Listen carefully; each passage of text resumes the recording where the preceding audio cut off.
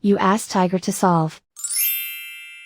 This deals with linear equations with one unknown.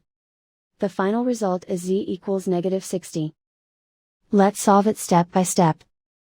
Group all constants on the right side of the equation. Add 3 to both sides. Simplify the arithmetic.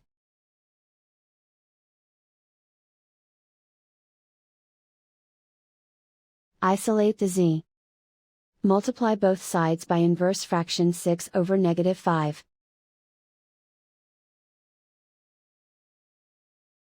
Move the negative sign from the denominator to the numerator. Group like terms. Multiply the coefficients. Simplify the arithmetic.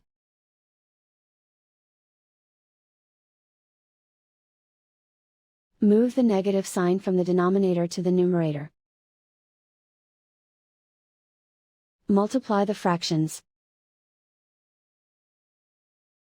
Simplify the arithmetic.